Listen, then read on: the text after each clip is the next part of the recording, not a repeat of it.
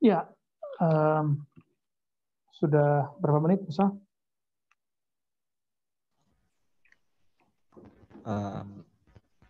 Masih baru jam 6.15. Oke, kita lanjut ya. 45 menit. Kun bi awsafi rububiyyatihi muta'alliqan wa bi awsafi ubudiyyatika mutahaqqiqan. Ya. Apa kata Imam Ta'ilah menjelaskan makna ya ayuhan nasu ubudu rabbakum. Innal ladzina qalu rabbuna Allah tsumma istaqamu. Untuk menjelaskan makna ini, makna ayat-ayat ini, maka beliau tulislah kalimat yang sangat dahsyat ini. Kun bi awsafi rububiyyatihi muta'alliqa. Kun, hendaklah kamu menjadi orang yang bi awsafi rububiyyatihi, terhadap sifat-sifat rububiyahnya muta'alliqan. Kamu bergantung kepadanya. Sahabat-sahabat yang mengatakan Allah, saya pernah menjelaskan beda uluhiyah rububiyah antara Syekh Ibnu Taimiyah dengan ajaran ilmu qalbu atau tasawuf, tasawwufun nufus adalah kalau rububiyah Ibnu Taimiyah mengatakan itu akidah musyrik dan munafik dan mukmin. Jadi aneh-anehnya bagi Ibnu Taimiyah orang musyrik itu bertauhid. Bahkan filosof-filosof yang tidak kenal Allah itu bertauhid, nama tauhidnya rububiyah. Sedangkan mukmin dia berububiyah plus uluhiyah. Dia sebenarnya ingin mengatakan orang-orang musyrik ini tahu menyembah Allah tapi menyembah selain Allah untuk bisa kepada Allah. Jadi menyekutukan. Lalu dia samakanlah menyembah berhala ini dengan tawasul. Nah, inilah kekeliruan besar dari Syekh Ibnu Taimiyah dan ini yang kemudian mohon maaf ya, ini kesalahan ini diwarisi sampai saat ini sehingga kawan-kawan kita yang mengaku ikut Ibnu Taimiyah terjebak kepada menuduh sufi-sufi menyembah syekh-syekh sufi, menuduh murid-murid tarekat menyembah kubur ya, kuburiyun. Padahal itu tidak sama. Masa orang-orang bersyahadat disamakan dengan orang-orang yang menyembah berhala, Latta dan Uzza, itu berbeda. Ya, sangat berbeda. Bukti bahwa Ibnu Taimiyah itu keliru di zamannya, beliau kemudian karena fatwanya itu masuk penjara, keluar penjara, masuk penjara, keluar penjara. Dan 4 mazhab semuanya sepakat kesalahan itu. Kecuali murid-muridnya, ya Ibnu Katsir, Ibnu Az-Zahabi, Ibnu Abdul Hadi. Itu cuma beberapa ya. Selebihnya kemudian memfatwakan bahwa Anda keliru. Termasuk Ibnu Athaillah Sakandari mengatakan, ente keliru wahai Ibnu Taimiyah. Di waktu Ibnu Taimiyah di penjara di Mesir, waktu itu masih sangat muda ya, sangat muda sekali Ibnu Taimiyah, dan ditegur oleh Ibnu Athaillah. Itu sebabnya teman-teman, kalau pengikut Ibnu Taimiyah menulis biografi Ibnu Athaillah itu tidak bagus. Selalu nulisnya orang Ibnu Athaillah ini jahat sekali kepada Ibnu Taimiyah ya. Syadidul adawah misalnya gitu ya. Sangat keras dalam menentang atau bermusuhan dengan Ibnu Athaillah. Ya, siapa yang ngajak musuhan? Justru Ibnu Taimiyah lah yang menyerang duluan. Seperti yang terjadi hari ini. Ya, terjadi hari ini apa? Sufi-sufi, orang-orang tarekat, orang-orang surau, pesantren itu nggak ada nyerang-nyerang Wahabi, nggak ada nyerang-nyerang Salafi, karena orang pesantren, orang surau, orang tarekat ini dianggap bid'ah, dianggap sesat, kita balas. Ketika kita balas, dianggaplah kita cari masalah. Ya begitulah mereka. Nah, saya tidak mau berpanjang karena masalah ini bikin panas kepala kemana-mana. Ilmu kalam itu membuat kepala panas ya. Dalam ilmu rohani, istilah rububiyah tidak akan bikin kepala panas, tapi malah justru bikin rohani kita lebih plong. Jika teori rububiyah dalam konsep akidah ilmu kalam itu bikin pikiran kita bergejolak, sedangkan dalam ilmu rohani bikin rohani kita lebih tenang, pikiran kita plong. Apa kata beliau? Rububiyah, sifat-sifat rububiyah itu jadikanlah ini tempat bergantungmu. Apa itu sifat rububiyah? Allah itu jika ingin berinteraksi dengan makhluk, maka hubungan interaksi ini disebut dengan ta'alluqur rububiyah. Hubungan rububiyah.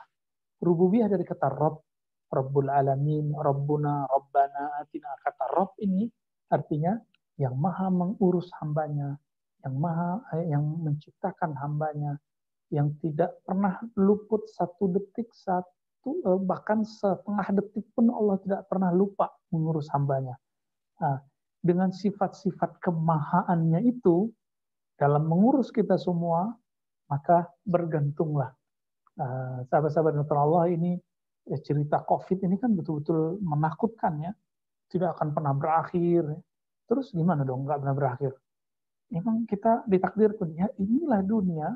Jangan bergantung kepada pemerintah, jangan bergantung kepada ulama, jangan bergantung kepada ustadz, doanya kiai, tapi bergantunglah kepada rububiyahnya Allah SWT.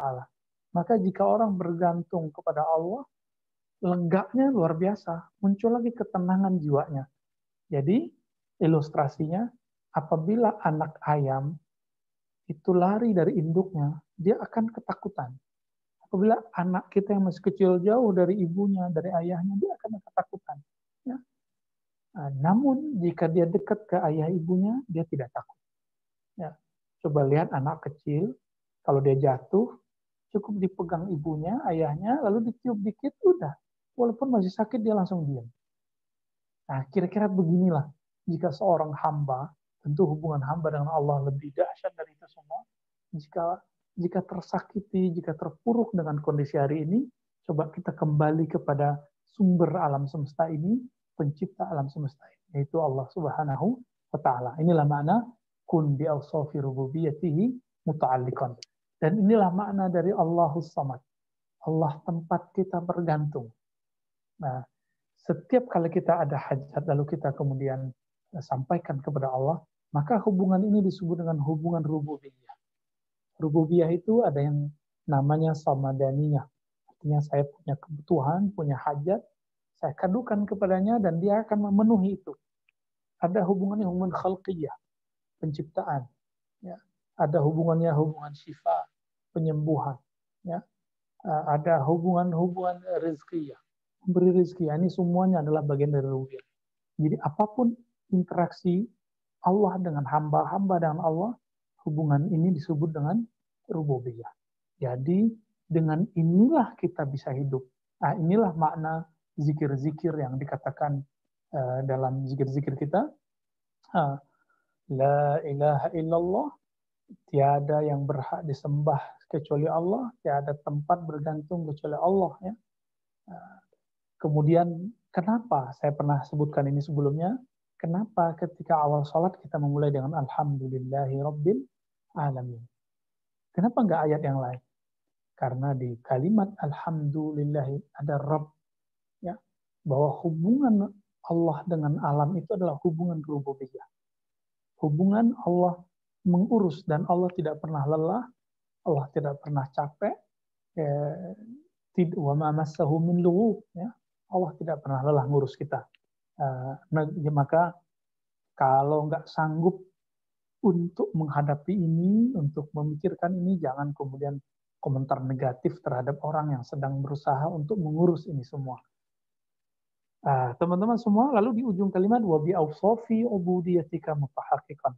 Jadi Allah kepada kita disebut rububiyah, sedangkan kita kepadanya disebut dengan ubudiyah. Apa arti ubudiyah? Penghambaan, penghinaan diri di hadapan Allah Subhanahu wa Ta'ala. Nah, ini penting sekali.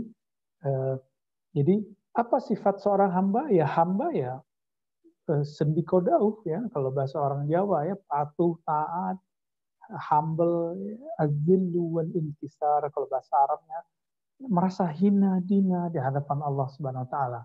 Merasa diri tidak ada apa-apanya. Nah, maka bedakan antara orang yang tadarru, yang rendah hatinya merasa hina di hadapan Allah, dengan tawaduk palsu, tawaduk yang dibuat-buat, ya, tawaduk yang mujamalah, tawaduk yang pemanis muka, dari disebut tawaduk. Jadi ada tawaduk yang ria. Nah, ada tawaduk yang ria, tawaduk yang ingin disebut tawaduk. Nah, ini hati-hati. Nah, sifat ubudiyah hamba itu sifatnya apa aja? Merasa hina, merasa membutuhkan Allah, kefakiran kepada Allah, merasa lemah, ad-dha'fu, ya, merasa lemah jika tidak dibantu oleh Allah Subhanahu wa taala, dan yang paling penting di situ al-jahlu, merasa diri ini tidak punya ilmu di hadapan Allah Subhanahu wa taala. Nah, inilah perkataan Imam Ibn Arabi, al-imanu, ya, iman itu adanya dengan apa? Tasdih. Tapi beliau mengatakan al-jahlu dini. Kejahilan, tidak mengenal, tidak merasa berilmu di hadapan Allah, itu adalah agamaku. Begitu kata beliau dalam kitab Futuhat Makkiyah, ya. Kitab yang pernah ditahzir oleh beberapa orang, tapi setelah kita baca, ya orangnya mungkin loncat-loncat bacanya atau membaca dari orang lain, artinya dia taklid pada hasil bacaan orang lain, lalu menyalahkan satu kitabnya. Maka sahabat-sahabat dimakan Allah, sifat inilah yang kemudian muncul dikandung dalam Al-Fatihah. Dimulai dari Bismillahirrahmanirrahim, Alhamdulillahirrahmanirrahim. Dibuka Maliki Yaumiddin, Iyyaka na'budu wa iyyaka nasta'in.